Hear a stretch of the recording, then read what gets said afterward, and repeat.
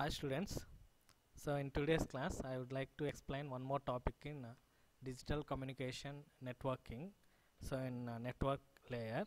So already we seen already the functions of network layer and different types of routing techniques and also different type of channelizations and different type of conjunction control algorithms.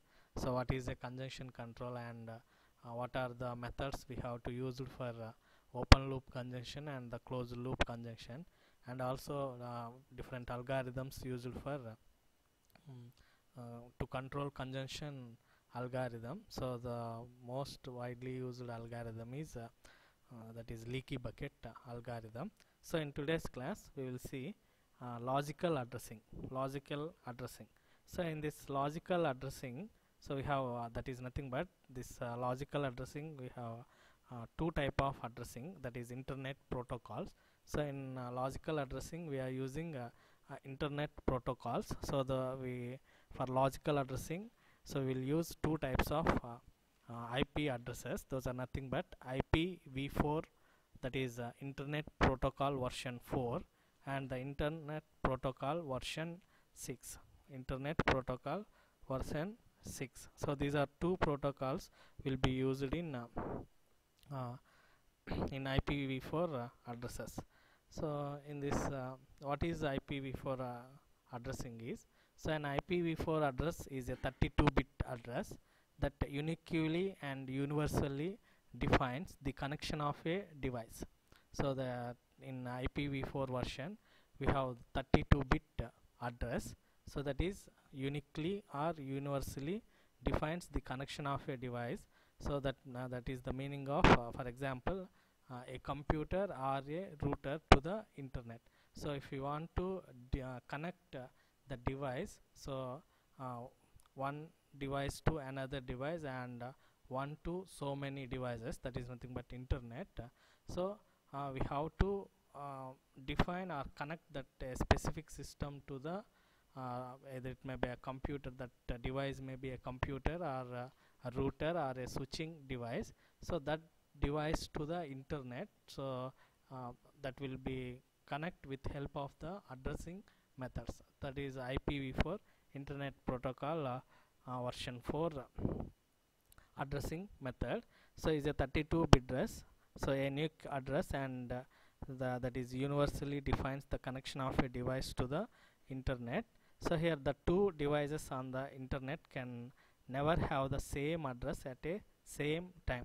So please remember here we have to note one point, that is so if you are connecting that IPv4 addressing with the two devices or two more devices, so at that those devices will be connected to the internet, so that those devices can never have the same address at the same time. So those doesn't have the same address at the same time. And the Wi-Fi IP this addressing method will follows the remaining steps, that is we have to remember these notations and the address space. So the IPv4 addresses are unique and universal. So an IPv4 address is a 32-bit long. So the address space of IPv4 is 2 power 32. So the length or the size of the address is 32 bits, and the address space, so how many notations, that is either that address space may we can defined in terms of binary notation or in terms of dotted decimal notation. So in this addressing method we have 2 power 32 address space. That means um, that may have four above 4 lakh address spaces in this addressing method. So in this IPv4 we have important terms in IPv4. Those are nothing but first one is address space. So it is a total number of addresses used by the protocol. So what is the meaning of address space is so these are the total number of addresses, that is from whatever we are mentioned, for example 32 bit, so we have 0 to 31 addresses will be have. That means 2 power 32 means, so that indicates the size of the how many address locations we are using in the protocol. And what is meant by binary notation means, so in this IPv4 protocol, the numeric number is displayed as a binary number for understanding the system purposes. So binary notation is nothing but, so in this whatever the numeric number, for example 4 or 8, so that number will be either it may be 16 or 18, so that numeric number will be displayed as a binary number for understanding the system purposes. So we have the system operations will be indicated within the system by using the binary numbers. So next one, dotted decimal notation. What is the meaning of dotted decimal notation is, so it is used to make IPv4 more compact and easier to read. So that decimal notation is used to make that will be used to make IPv4 so more compact and easier to read the notations. So next one, what is meant by hexadecimal notation is, so each decimal digit is equivalent 4 bits. So this means the total 32 bit addresses has 8 hexadecimal digits. So we have a decimal digit, so that decimal digit will be equivalent to the 4 bits of binary,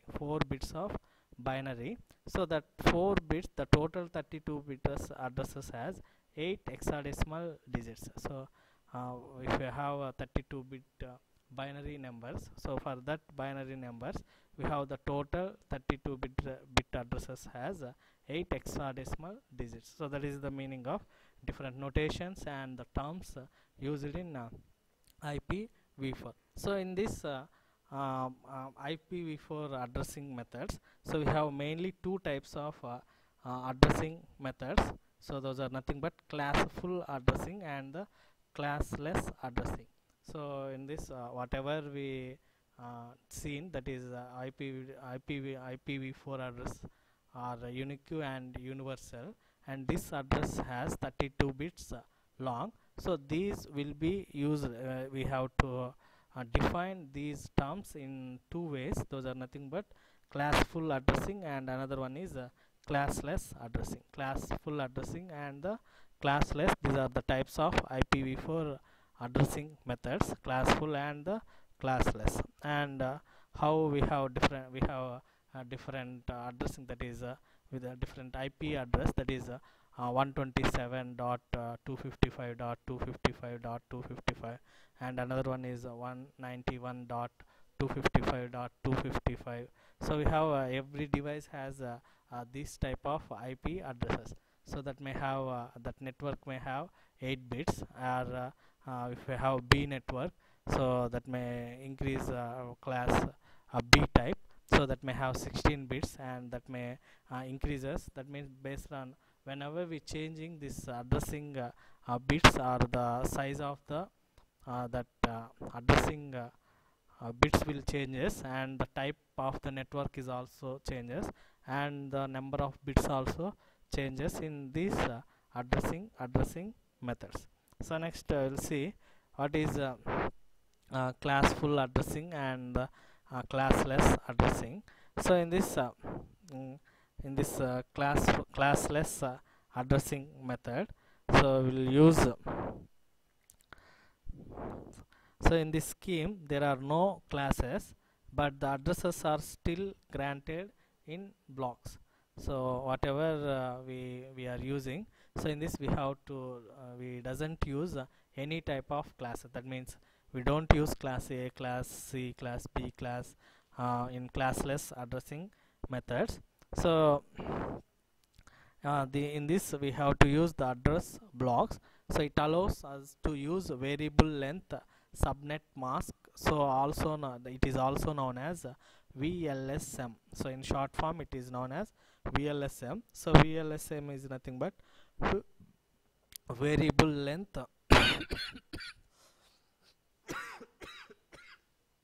variable length subnet mask, and the second one is different subnet mask used in same network, and the third one is, so in this there is no boundary on host id and the network id. So in classless addressing, so it is also known as CIDR, in short form CIDR, that is classless interdomain routing. Interdomain routing. So in this there is no default subnet mask in classless routing. So we don't have the subnet mask in the same network. So in this there is no boundary on host ID and the network ID. So in this classless addressing, when an entity, it may be a small or large, so it needs to be connected to the internet, and it is granted a block of addresses.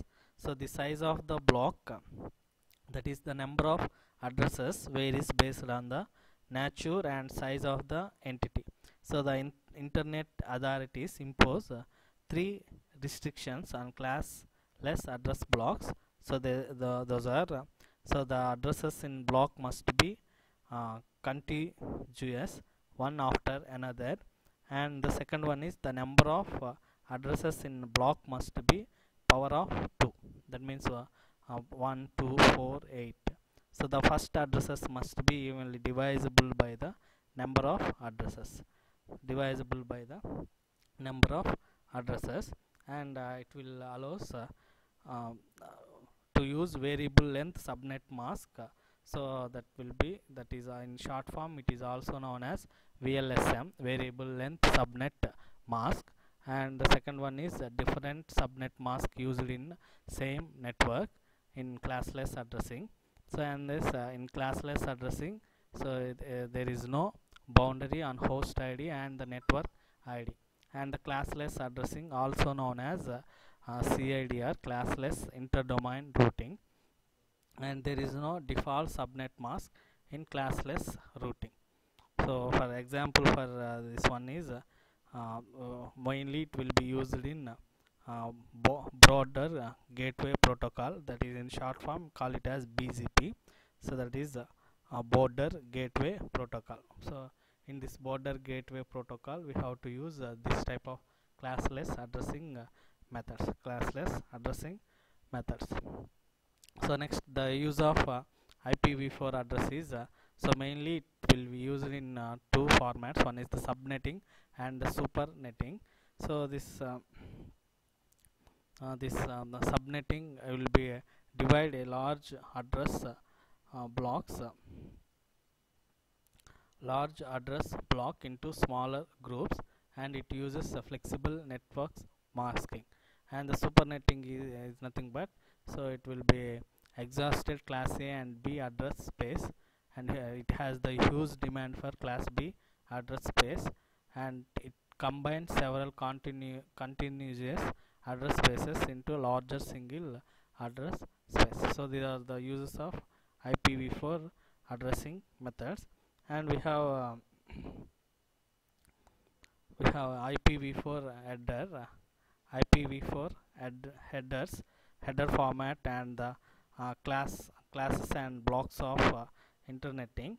So in with this classful addressing, that each class is divided into a fixed number of blocks, with each block having a fixed size, as that will be shown in this diagram. That is, we have class A and the class B and the class C. So it consists of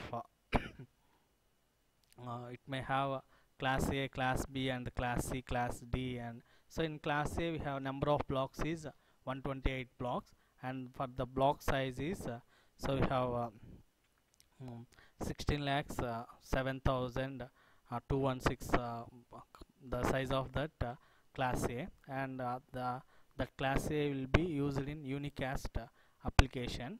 And in this class B we have number of blocks is 16,384 blocks in class B, and the block size is 65,536, and this is also class B also used in unicast. So mostly class A, B, C will be used for unicast systems are unicast communication, and the class D is used for multicast communication devices, and the class C that will be used in reserved reserved techniques. So these are different type of classes and blocks of IPv4 addresses. So the structure of IPv4 address is so it comes mainly it has the IPv4 header format. It has mainly the version and the IHL DS. What is meant by version is this version number of internet protocol will be used, and the IHL means so it has internet header length and length of entire IP header.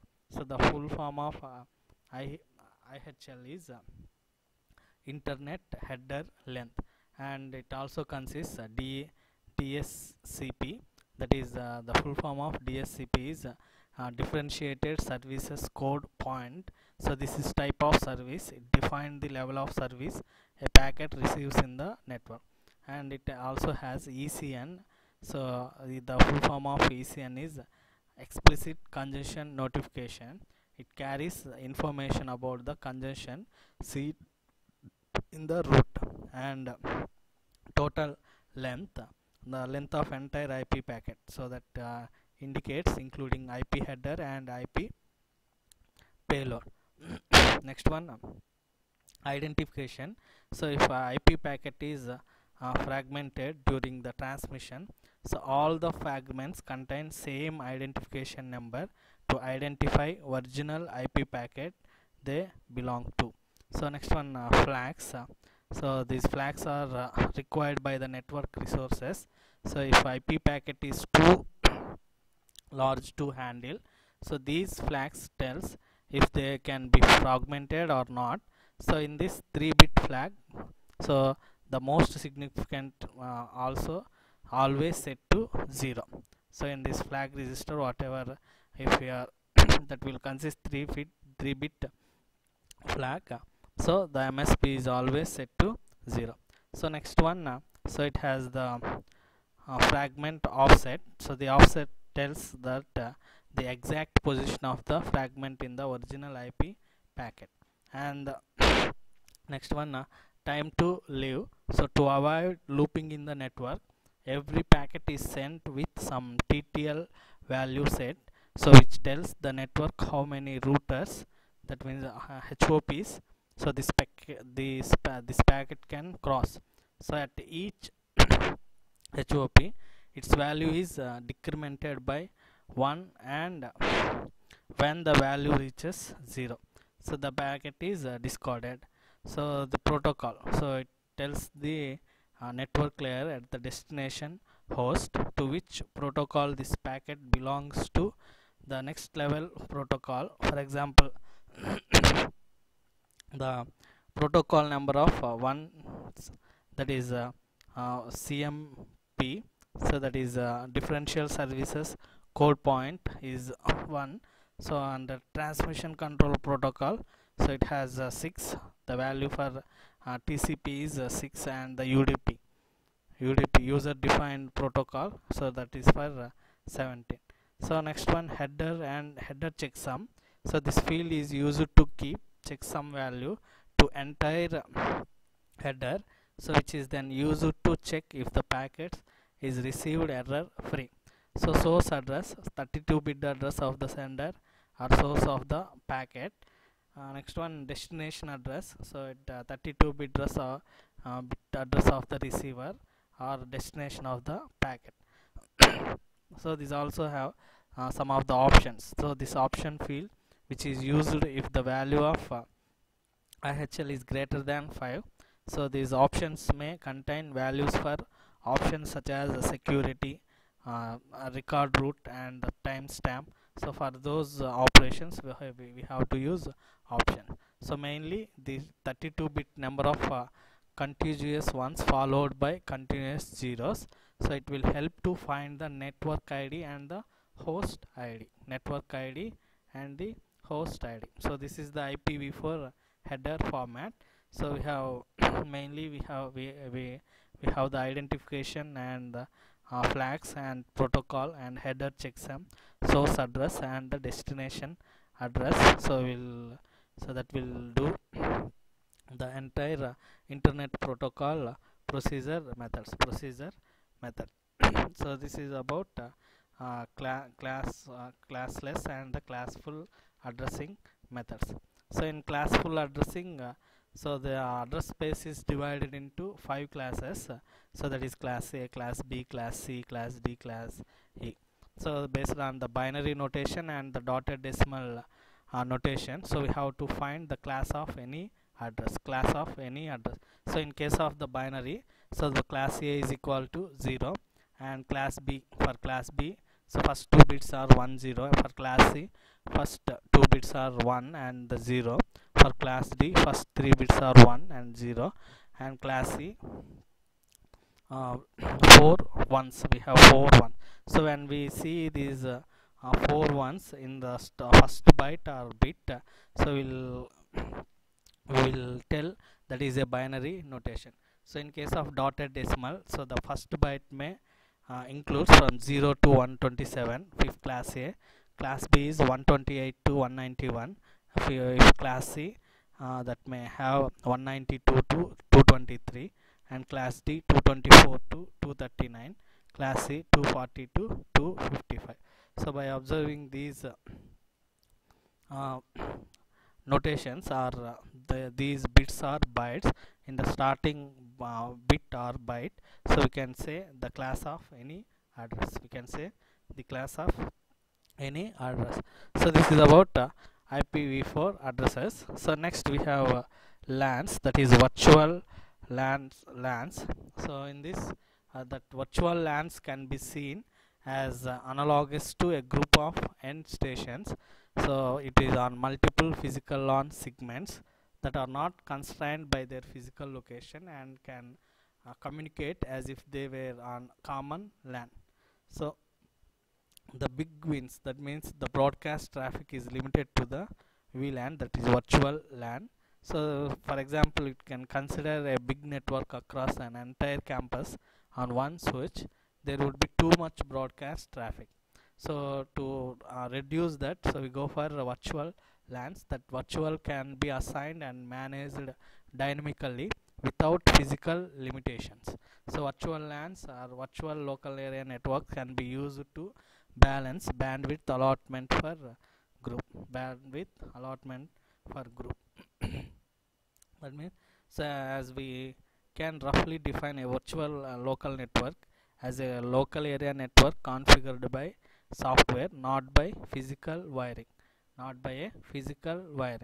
So this below figure that we should show a switch. So this whatever you are seeing this diagram, so it will shows a switch LAN in an engineering film in which 9 stations are grouped into 3 LANs that are connected by a switch.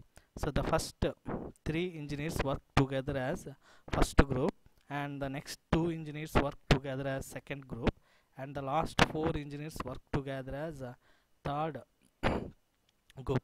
So the LAN is configured to allow this arrangement. So what would happen if the administration needed to move engineers from their group?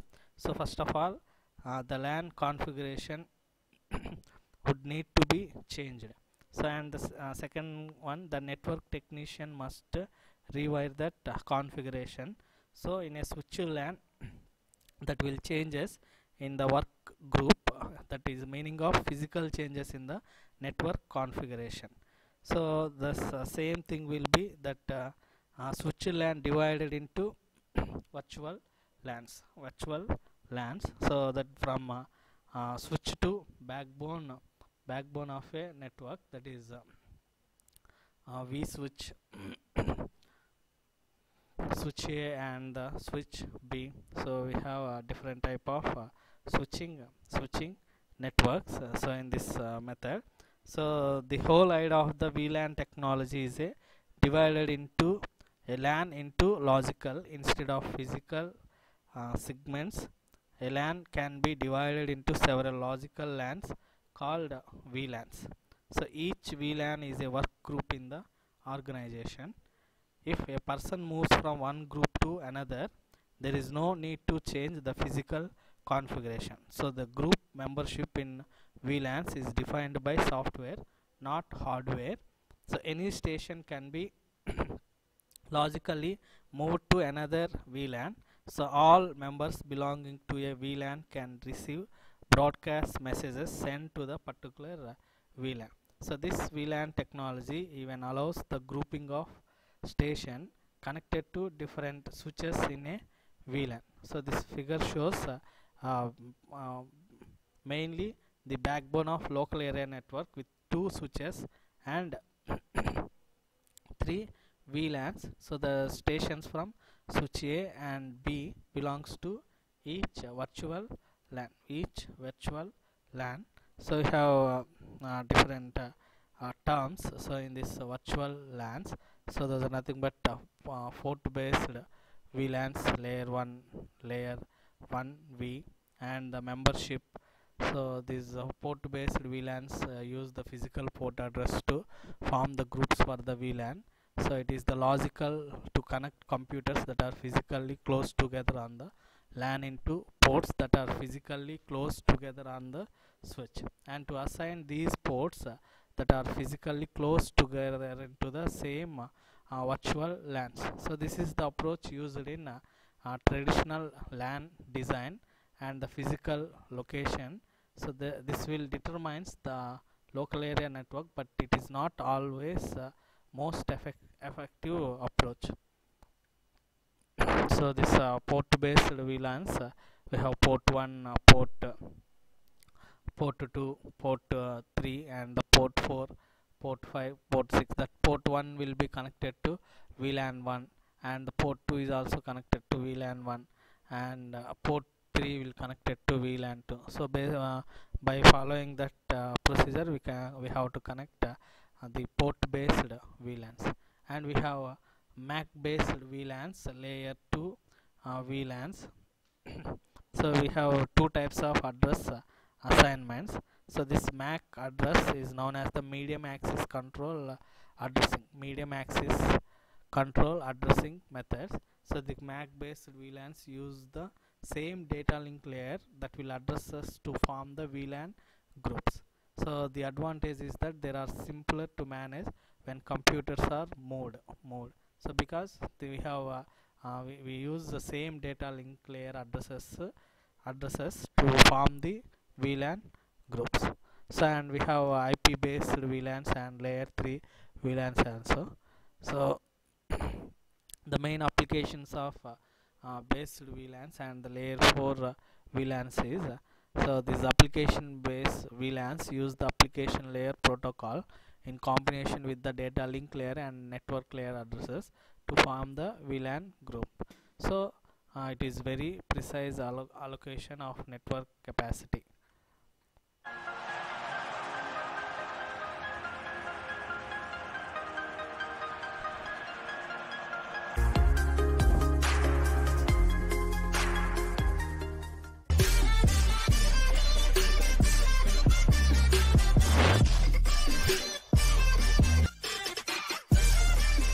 Thank you for watching. Please subscribe DBS Talks. Thank you.